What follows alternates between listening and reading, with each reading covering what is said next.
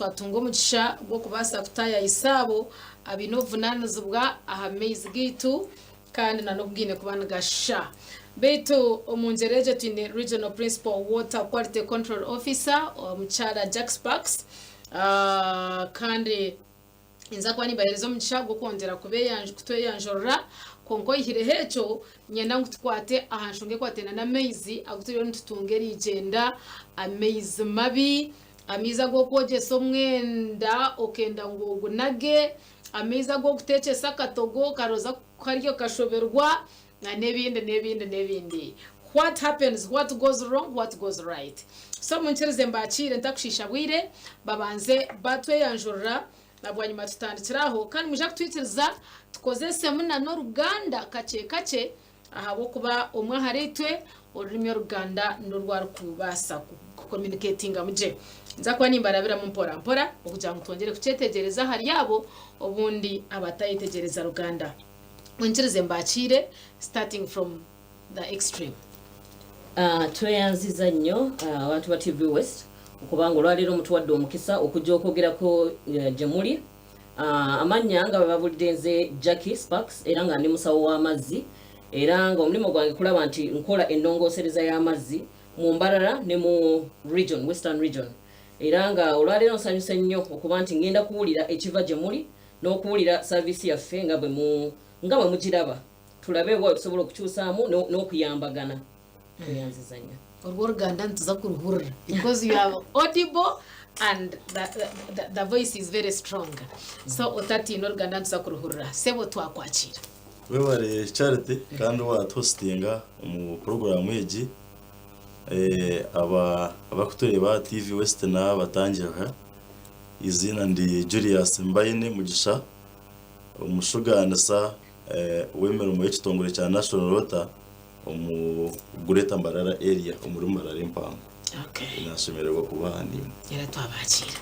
Ngeno banzo tereze priyambo ya National Water and Sewerage Corporation akazare kanywa kumwine na meizaga rero mbonenti ya muchempora nzo wa Jack Sparks mubuze we kwako banatere bikatwa mizi erigende bikatubibuzire nebindi banza otutangiraho turebe we bare mu wa program kandi nyowe kuko nabagambire ndi mushuganisa wemera mu ekitongore cya National Water muri Mbarara Greater area kandi National Water agiye no kugambaho ite mandate yitu no kuhereza abantu reliable and affordable water services. Ejo niyo mandate yitu. Yego. Affordable and reliable quality water services. Amiza gumutiendo agaruho buruho agatakuburabura kandi agakubashyirwa buri yomwe. Mbweno nahora no gamba ngo amize n'amarufa kandi n'ecyamazima mbiye nahurira abantu bakugamba kiyo ko rukugamba nangwanyo wahindu kurara umutawo n'umu Andrews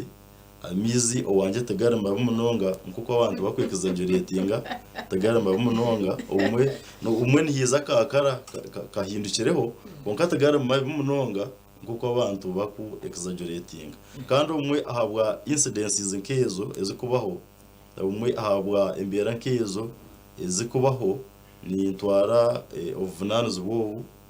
okwetondera ba water users bitu ba customers bitu ahabwa imbera nkezo eziri kuba tutazeresere kandi icyo kireserwe weather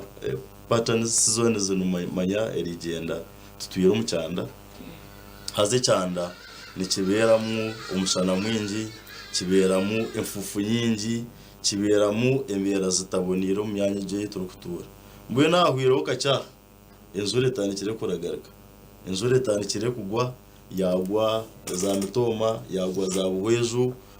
sheme enzure gwire munonga obushenye enzure gwire rubirize enzure gwire kwegwire haza numanya iki kintu ekikira kubaho urizo ndangwa cyo murundo w'ugonga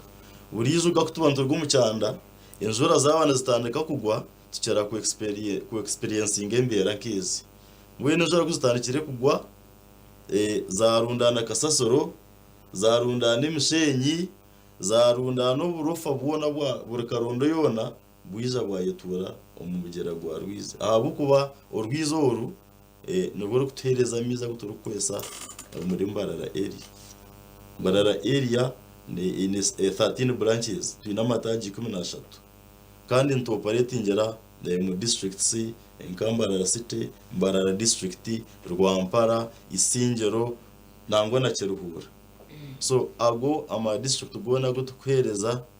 daga dependinga river rwiza atariyo no Rwanda kumanyisa ngo buri season keje ntutekwa neciteka kwa ntungamiza geke kindi kugezaho kumanyisa umwanzo wa program no kugera ngo buri season keje ntukira kufuna emberezi hazize mbera hine kikuze leta ekikuze leta nahabo kugera ngo orwizi tukarutahira rukaberwi nakagegena ako kufertaringa kugira ngo obo burofu bubona kuburize butakikana buyotura umurwizi akumwineka kakora ngo rwizi cyo wagamba n'amazama turwakigera kagigena abantu bakatahira rwizi bayombeka river banks nabatimbe mshenyi river banks nabatera amatafari river banks so ati kasasore giwe nakwera kwiza ehwera rwizi tahariho buffer zone kugira ngo ushange muke cyara ushange mukiteme tubanze bya holding ejo kasasoro bigisiving ubundi amizaguga base kutenenkera so ebyo tubyaciruho kandi n'ubuvunanizo bwatwena n'ubuvunanizo bwawe iwonka charity na nyenka umushugana sawe kitongore cya national na Dr. Jack Sparks nka umushaho wa mizi nangona nabo abarino baturi ba TV.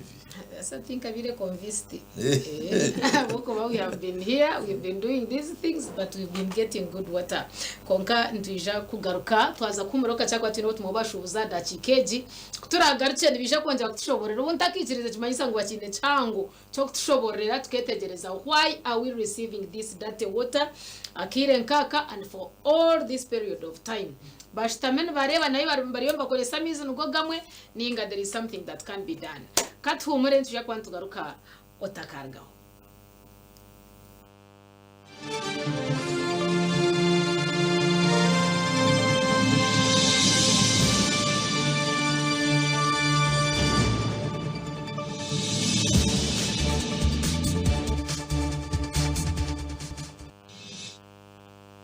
tabarkayo iyo myanu ito mukahumurako kandi turi waiza kutwegitaho turi yo program yo gita system kandi cyo butunchari to muhereza kandi akashonshire cyakutwahikamu nakabajenyi bitu kandi akashesha gatwatayisa abajenyi ku Rwanda National Water Storage Corporation okubasa kutuganira nshonga yo kutunga amezi mabi katwakaba katwacendere bintu katakubicenga akire kakaba karingwa amezi garukushagati hazo munjerejo twatayisa Dr. Wamiz quality control ahabwa mizaga omchara Jack Sparks atumwaza kuntereza mbene we nati yamukira then turebe ecyaro kugamba kakati nendio kanchusa mukwano gwafe wano yatubulide kensonga ezimu esobora kuletera amazi gafe okufana na bwegati naye sinaba kuba convinced yayo oba yayogedeko bitono oba byebyo obo inabyo sobolo okutwongereza ko kulaba nti nacho tukimanya ndi yensonga lwachi amaziga fe gafana nabwe gati ekiseera kino chichi ekigenda maso kakati abantu bafa watuliza era nga Madam Charity bwagambye tali convinced tusokera okubetondera nga omwami onombine bwagambye tubetondera kubanga naffe kitusanyusa nti amazzi gano mugasasulira atenga tegamitinga politi gye mukolaki gye mwagala kituufu ebintu bima byogedde neera kale ayogeddeko ebitonotono kubanga weebuuza bulijjo amazzi gabadde gatukula lwaki kati bulijjo season eno ebadde tebeerawo season ebadde ebaawo naye kakati nga bwayogedde tusooke n'omugera the river gye tujjamu amazzi nti it is a surface source omugga gwita kungulu ate nga national water omugga guno tetugwinaako mandate nga bwogamba nti wabaawo ebintu ebihappeninga oba ebibaawo nga amazzi teganatuuka bwe tugajja tetusobola nnyo okulemesa abantu kubanga mu catchment eyo tuli ba users bangi nga bwolaba nti Mbarara 95% of the population abantu 95 buli 100 badependinga ku river eyo nti singa oriizi luno luvaawo mbala eba tekyaliwo ebintu bino tubeera tubyogera nga bolaba nti recently tubadde ne save riveries ne tugenda ne tudduka emisinde ne tucreating awareness naye weesanga ng'oluusi abantu bazze kudduka buddusi tebamanyi the history behind lwaki tukola kino kituluma ngaffe aba national water mukiraba ekintu kino kubanga ffenna kitukwatako bwe tutayambagana kijja tumenya naye ate nammwe kijja bamenya kyobola abantu batufaayo tucollaborating nga bolaba nti organizations nyingi zizze abalina industries gaba Nile breweries bakibaddemu ba Coca-Cola babaddemu organizations nyingi abakibaddemu aba GIZ bazze tuyambagane tulabe tukola ki tusavinga omugga guno kakati problem ebaddewo more recently nga ndoza week 3 nga oba omwezi lwaki amazzi gano gabadde makyafu kituufu era tetwagala kukidduka tukyegaane amazzi gano naffe tugalaba tegamitinga ki mutindo nti bwoba gatunuulidde bwoti physically tegasanyusa ate nga tugamba nti fenga national water tulina mandate ekuwa amazzi agali clean and safe Getuyina gali mu mitendera waliwo malungiko ogateeka mu sepiki ogenda okusanga nga otwokungula otutonotono tulimu nga tuli kalekaleko kankunyonyola ekintu ekyo Madam Charity olaba recently bw'obajjukira emabegakaawo twabadde ne pampu yaffe ennene mu Ruharo ku treatment plant yaffe ennene jjukira tulina treatment plants 2 Yakabale road enkadde nnyo yebaddewo emyaka mingi nga 50 years eya Ruharo ebaddewo emyaka nga 34 ekitegeera kakati pampu eyo yagenda ne breaking it down oba nefuna fault kale tugambe so ne tutwala ennaku nga 5 nga tukola pampu eyo tulaba tusobola okugireplacinga kati kiba kitegeeza nti ennaku eze 5 lines zino zigenda kusigala nga ziri dry tetufuna mazzi okitegeera kati buli bwe tutafuna mazzi mu line ezo mubambu particles obusettlinga kubanga nga national water tutreatinga amazzi to a given standard nga bogamba nti olaba amazzi mineral water n'otulenaga ne tap water wabaawo enjawulo zibeera processes era kyova olaba nti omuntu atunda mineral water ajja kukwata akacupa akakutunze sente meka 10 naye nga 10 ero ffe tusobola okuguzaamu ebidomola ameka nga 20 ebidomola bingi ebyamazzi ku 10 era bw'ogenda nalwo ku taapu wali ng'ogenda gula amazzi n'olukumi lwo ojja kugula ebidomola ebiwera naye ono because ayongedde purification kati ffe national water tutreatinga so that amazzi gano gasobola okuflashinga toilet amazzi gano gasobola okwoza engoye amazzi gano gasobola okusiimula ennyumba osobola okuganaaba ku mutindo ogwo kati ate era bw'ogafumba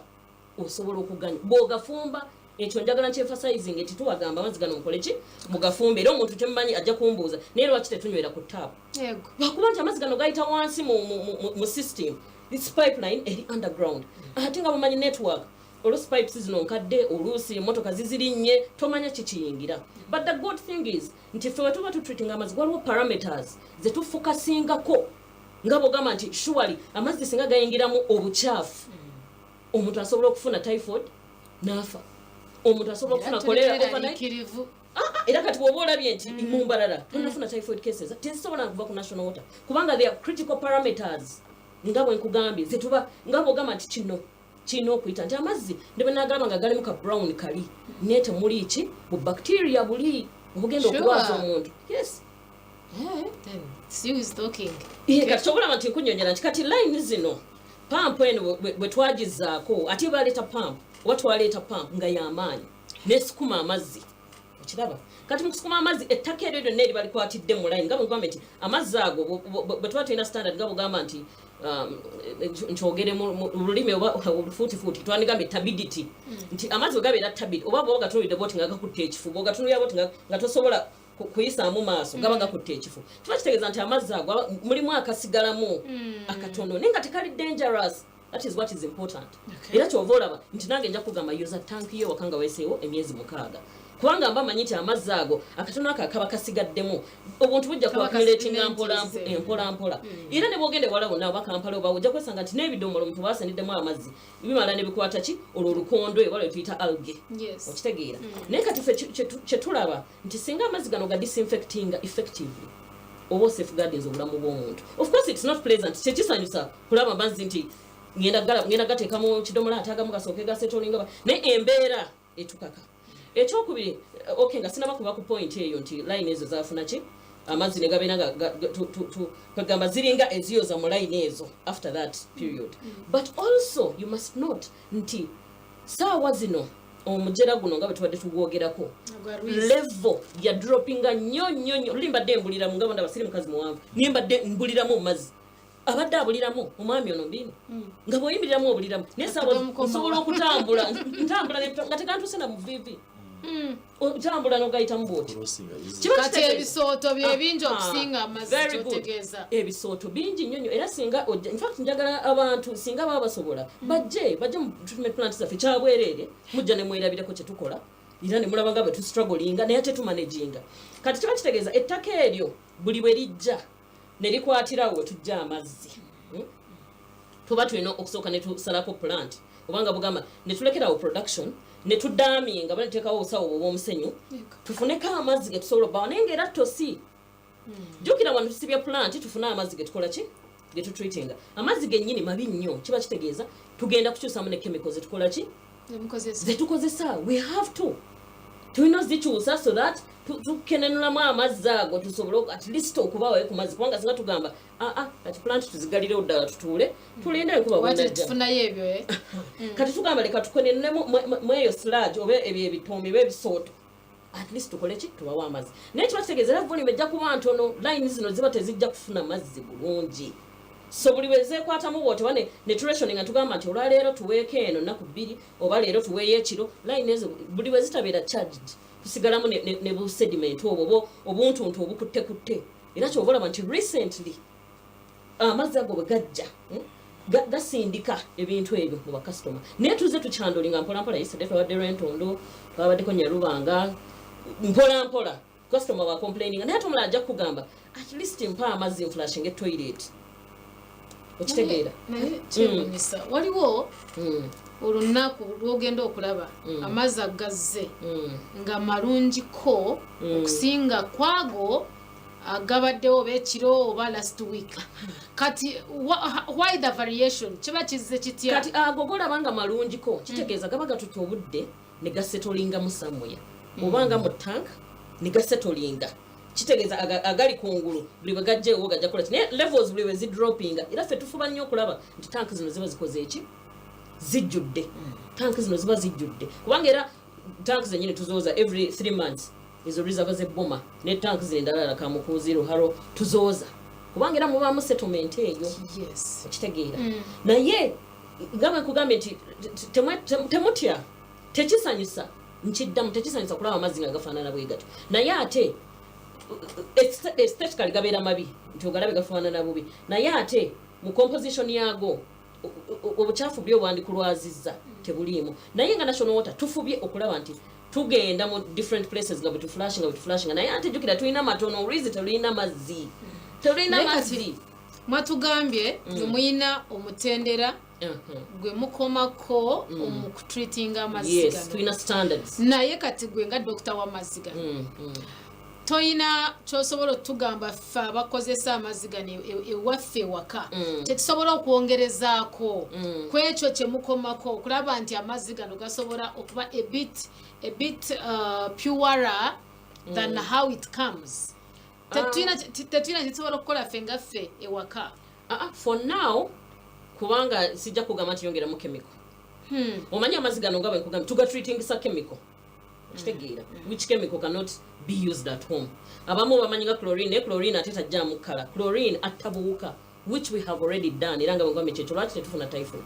kati ewaka ekitono kyokka kyoyinza okukola kugaleka amazzi ago ne gakola ki ne gasetolinga kubanga nga bwe nkugambye national water tetugenda kugamba nti tuggalewo just because rizi eyina ebisooto bingi nnyo tulindeeyo enkuba bwenajja ne tubuildinga nedda tugamba at least katusigale nga tukola ki kubanga imagine ng'obaddeyo tudde wano Madam Charity katosobola kuflashinga toilet eyo nsenguka nenzire ewaffe mu kyalo kiraba oba osenze kiba kigenda kukostinga nnyo ate naffe era kitukostinga kubanga nga bwe nkugambye ogatreating ogajjamu eri ettaka tukyusa chemicals zino they are not cheap chemicals they are imported chemicals bw'oba obadde okozesa nga tugambe aluminium sulfate ogenda kukyusa okwesenga polymer eyo chemical ndala kubanga chemistry yayo ndala naye just kuyamba kola ki ku improving quality y'amazzi gano naye they are not cheap naye nga tolaba era tetugenda gamba customer just because tukose no chemical it's very expensive amasanyalaze bwe gati mwongeremu sente bwe ziti we don't ekitegezo kiba covered. Okay. Kati mwame bimwe harita tugaruka muri Nyankore hati mwatworeka muri River Rwizi niho twihaga amezi kandi level yago hategira hansi mbwene byondo nibikompitingana na mizi so numuturwanira mutunyunyugurizamu kugira ngo twende at least kinechi tutunze embera kuyakugumiza mweriyeti. Do you have any alternative nk'ekitongoreki kugira ngo murebeke ngo mwasaving abantu banyu abo mwatirwa mu mikono kwasa kuhereza amezi we bari munonga Madame Charity kandi nabanza kugambira ningero mu wajya ngo nimbiha ko nakugera turwizi abantu bakarutahira amizi gona hasigara ibyondo byonka ahubwo twakene buffer zone yo protectinga amiza kuzo mu rwizi konka n'ikindi amizi tugakiruma kugera gomere nasigara ibyondo byonka n'umusenyi wenda aba staff bita bakutreating amiza go nyoni ndazi yangu really they deserve credit bakuzura umuntu magwamani abo kuba karuizaho karanzi yamuniyo karanzi yamuna misho gawe no yibuza utagamiza really ntugiyenga gututunga mutabona konka Dr. Sparks yagezaho kubashoborera akavuyo ako kubona kutwara bamu ukubasa kubwena mizi gake gina gutwohereza umutabono konka nyoni ndanzi yangu very soon kintu kiza kuba history usange no mu life zitu twayibirwa takijwa ngweze mbera tukazara zikaba abo kuba twatandikire ukukora project ya Kagera twatandikire kuombeka Kagere jo yarugana nkeji isingiro ejo project abazungu bageta multi-billion ejo ni project rwiguga rugugoma ejo ni project mpango kandi twatandikire kuombeka nza kwihamizi umumugera gwa Kagera Sharo na Tanzania amiza gutoragiye umugera tugateka harika kamba haru icunduro tugagegene tureze gagegena amiza gonza gihayo tugarete agamegaze kajaho twayembekeraho tanka mpango rwiguga amiza gandi gagumizemu amiza go gagumizemu agandi gije kabingo naho tumbekaho aryabiraho tumbekaho booster station mbene gararge kakamba gaza kubanza gasibere ahari kabingo aryabira rero ari kabingo tugaruke tugatere nebyuma by'amashanyarazi na pumps tugaboosting tugarete agamugaze kaberebere Russia aho hariho tanke ndijo nayo rasavinge cyangejo rero agandi gagumizemu gize bihunya bunya tumbekero tanka mpango ero kuzamura tazi miliyoni 2 okay ritaza mizi miliyoni 2 twajombekere rero gararge bunyamizago nigaza kwiza bayigura vite furo kuriga bihunya tanka nigaza kwerundura ninka gogoro yize gaze bomba atugarahike bomba mizago nigaza kusaturate ngo mu existing pipe network bwene hondi ni kuganira ngo contractor twa mu bwine ariyo nakora imirimo ye soge ya Saturn abinje mwari bire motoka za soge yo mu ubwo no contractor uriyo natkorera umurimo kandi twine consultant cabinet marine national water niyo rene yakora project ejo turiyo tugitambuza speed ya hirihiri kandi twicezangenda contractor ngo umwako guru kwija gutakarengere kwezi kwa kabiri agamizi tube twaganyira agamizi ne project mpango era serving amizi muri Singiro umuri Rwampara Mbarara city Mbarara district hamwe na Cyuruhura aza Cyuruhura ninkera kugigamba ho umwe abantu kukurga mu studio bakubeyewe nguyagera ngo amizi gaza Cyuruhura mwine kimcara kukigambira wacango abwe bishoboka nkibi abantu bakicaragamba n'icyamaze magamizi ngaza kusavinga na Cyuruhura district konka Cyuruhura yone abo kuba itwe nka national water branches zina bagambira mu baharwe no branch ya Mbarara national water hazaba harwe ne savinga mizo ruhengere na Rubaya mbeno ruhengere barracks yo muri Cyuruhura district so nani ngamba Cyuruhura district umwantu batagamba za rushere nahandi konka mu manyunga mizaga ngaza ruhengere kandi ruhengere ri under national water Mbarara area okay banywani bitu abariyo numutureba habwa program y'asisimuka aha TV West dakika zaba 23 zari mushayiti ya kabiri twinde ho bundi butumwa bw'abashobozi muza kutwitira twante twakanga yo kateni mangwe na kwata miziganyu konkana n'akasente nako ningenda nimwe ndigaha ntashashwirwe so kankanjeyo umutima w'abashobozi abakuru tucibinaha ninja kongera kubabuza ahabwa Amaze Gate okugarukusha twitereze tumuriraha watargaho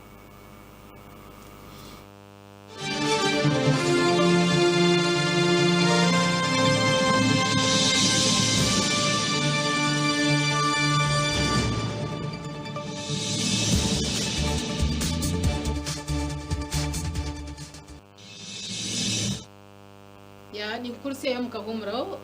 ko butuma bw'abashobozi ninjangu nabo wabwetegereza kugira ngo manyaho Njye cyo butunchari tomuhereza nabagennye kurubwa umu National Water and Storage Corporation abakuta Amaze kandi this time around twinaba mbara area mbwe nabambara Amaze kuturufutunga tugarje nabwo kinesho ngabwo kitubinaha okubasa kwetegereza twine PRO wabo kandi twinana na Dr. Amaze gatere bikatuga katushikagarya gahurire kandi ebintu bikabasa kututamburira je mbere tuyina ito atwashikire konkweza kutujoininga otwicereze ngarke owo mchara Jack Sparks ndebe kuwa no gamba mukogera ko mwabade muntu mukolesa chemicals okulaba anti amazi gano gatuka ngari pure ekitegeza nti there are some effects waliwo ebibi betusobora okufuna mu chemicals zino wadamazi getufunye gali a bit purer what could they be ebibi ebiva mu chemicals ezo ate gaina effect yenkanachi ku mibiri jaffe n'ebirala ndeyanziza nnyo Madam Charity ekibuzo ekyo kyombuza kirungi nnyo actually kubanga era nga bogambye nti chemical ebera chemical kiringanga bona agenda mu ddwaliro ne bakuba empiso nti obogeze n'omusujja ne bakuba Panadol mulala nakuba chloroquine abera stronger than Panadol ate kiba kitegeeza era bona agenda nomera chloroquine nga kibadde kikuluma kitono naye agenda kuwa effect kati chemicals zino zetukozesa ziri accepted worldwide ensi zonna zikozesa the same chemicals to do water treatment, especially for sources ngaba mulaba reason eno ojja kwesanga nti abantu senga amazzi badde bagajja ku Nayikondo underground water treatment ndala compared to amazzi nga aga reason ne chemicals zino ngaba ngambe nti zili regulated era nga national water twina laboratories mpite mu Western region alone twina 23 laboratories era to making sure nti amazzi nga teganava mu plant eno kubera supplied gabera tested okulaba nti residue obaka chemical akasigadde mu kenkanachi era lwachi kasigalamu njakuwa example kati nga chlorine abantu bagamba it's a chemical weapon kubanga chlorine osobola muteka onota abantu bandi kituufu it is a chemical weapon however chlorine no geno mukozesa you determine the dose jogendo kukozesa nga bugambe togenda mu ddwaliro omusawo najjayo ujampiso nakola ki nakuba they have to determine malaria yona akuluma kwenkanachi so amazzi gano bagabanga marofa how dirty is it genkanachi obuchafu buno so wetaaga dose ki okugalongoosa so amazzi ago tuga testinga era mutulaba network tuweranga betupikinga sample ne muzijja kuliza watina critical points ngabo gama nti singo omuntu ali bihari na complaining ati amazzi gainga ina kino na kino oba amazzi gainga unya chlorine waga unya kino tuina we tutandikira nti osonga nokebera gali ku treatment plant nodda ku reservoir nodda ku booster etwale ebihari ate nodda ne ku tank y'ebihari before going to the customer olabe dala kivuddewa is it localized chiliawo waliwo ka leakage waddewo burst ku line eyo era ne tukebera chemicals ezo so temwina zitya kubanga they are used everywhere Australia Canada USA they are used and regulated atenga national water era tetukola feka twina bodies endala ezikola ki ezit auditing katenga ministry it is our mother body we report to them so ministry ejja kujja picking samples randomly testing netubulira nti kino na kino twina UNBS kwanga tukozesa UNBS standards nabo bajja ne testing ne bakola ki ne other laboratories chemical nyingi they test randomly just to make sure kwanga nafe tukozesa amazzi gigamu so surely we should be mindful of the customer fe tugakozesa we don't want the effects kati tusubire ddi nti amazzi gaffe oboolyawo gatakukomawo nga malungi okusinziira gwe kyolaba kakati nga era wembadde mbabulidde Madam Charity for now to handling a case by case era don't hesitate temufa mutukubire amasimu for mutukubira bwe tuli kwanga gwe mulimo gwaffe we have to make sure the customer is happy ngambe obuzibu obwo we buli saawa zino neffe olutukubira bwoti tuba tulina okurespondinga the team is there tujja bahandolinga naye era nga bwe twabagambye nti mu Ruizi amazzi gakyali matono for now ne enkuba ezize mpola mpola tulina okumanya nti enkuba oluusi eyinza okutonya ng'ebuhweju ennyanja gyetandikira omugyera gye gutandikira naye tatonya mu mbalala so kati tiimu erina okubeera ku high alert nti enkuba saawa yonna ereeta kasasiro yenna nga mwami Embinda bwe yabannyonnyodde nti buffer zones zino babita bisharara ebyo bibeera ku mugga protecting the wetlands nti abasinga mbalala bwe yafuuka city abantu ne babituulamu ne babisala ne bakozesa buli kimu so kakica yenna kasasiro enkuba naija mukono gume nga bw'okigambye nti ebijuli mu nnimiro byonna owa pesticides bijja mu Ruizi kati we have to deal with that but we are not complaining as national water we can handle naye nkugambye process by process mpola tujja kikola kati enkuba kejje omugyera gu building levels kugambye ebintu improving naye mpola for now we have to work with what we have era tukola kyonna ekisoboka we have your heart era naffe tetwagala musasule naffe amazzi tugasasula era olaba nga gali bwe gatyo nawe obuuza ku you also have yourselves at heart because you use the same water. We use the same water, we have children, we are mindful. Naye nze nsaba abantu omugga guno tugwagale bannange in the next 30 years guno omugga gugenda kubeera history mugenda kuba mugunyumye mu history nti there used to be waliwo omugyera Ruizi biki byaliwo naye nga mugoye noonedde ate mbajjukiza gwokikolanga atakiraba naye kijja kumenya mu maaso. If change will change you bobo ganyu kola chi okuchanginga kati nti okute plastic bottle gitaddemu plastic bottle kati nze nkuwulira bo tunoidde ebintu nga kye tuyita half life mu science nti ekintu wokisuulanga ewantu kitwala bbanga kinga okuvunda okitegeera kati botunenga plastic bottles ezo tezivunda ejja kutwalira emyaka 10 4000 years okuvunda obuvunzi gwe imagine singa plastics zonna zinanga betuzisuula enkuba netwala mu mugogo nezibeerawo nezitulawo obutuuzi tugenda kukomawa gubagugwawo so it's me and you bannange ekintu kino tukyagale tubenga kyogerako boogezi mbagambye in the next 30 years tujja kutuula ffe katukaaba amaziga. Okay, mwami Bine muri stakeholders omu bintu ebirukukwata aha maize omu ihanga na River Ruizi erimu n'ebisharre muriyo nimutugambira nabyo birimu n'ahandi mbwenu mwashitama mwayesiza abo kugira ngo alternative yakagera ebyasigara mwabireko omugyera gwa Ruizi gwahwaho completely ekyo mwakeshereka you don't care ninga there is also something that you can do as stakeholders. Webare munonga Madamu Charite kandi intwara umugishogo okwizusya abarukutureba TVG ngo amize n'amagara kandi tegine substitute azanye no kudacika toyine ikindi kintu cyona ecyakubasa gukora nkamizi kiro nawe cyo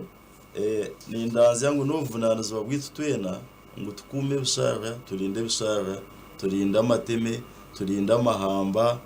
ahabo kuba no turiyonza kwihamizi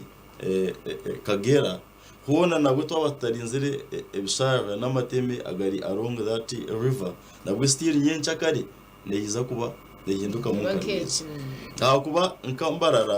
nkambarara area yitwa serving mu 13 branches currently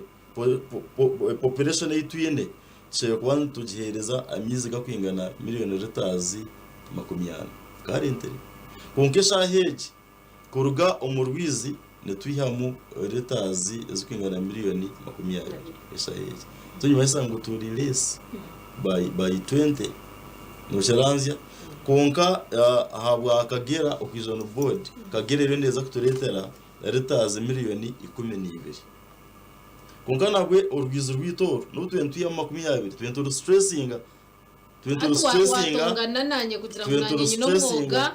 nanye nyino mwoga konka hine move eyimutireho kugira ngo mjero gukabasa kuguma kuri yo guburire mugume n'umwiha yamizi ne case so Kagera project neza kutereza miliyoni 12 urwizo stressinga nagwe tuongesereze utubase kubwena mizi gukereza abanyamba konka itwe umurango gwitu no kugumizamo kandi ni mpega city authority ngo nanaba ma district gona agari umukachment area ngo batuyambe batu backstopping aho kwita umurimo gwitu no kusensitizinga tutukwenforcinga enforcement ne ya district ne ya city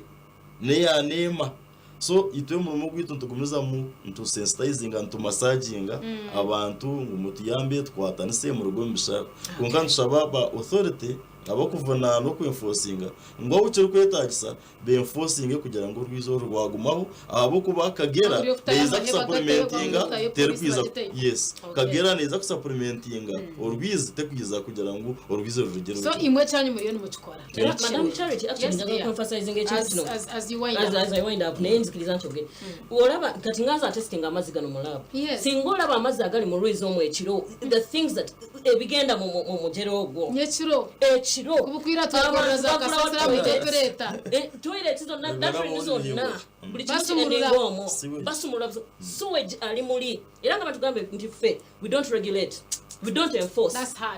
Our job is to treat. But it is rather hard of dealing an event where ngate abantu bamanyi nti really baba bakikola illegally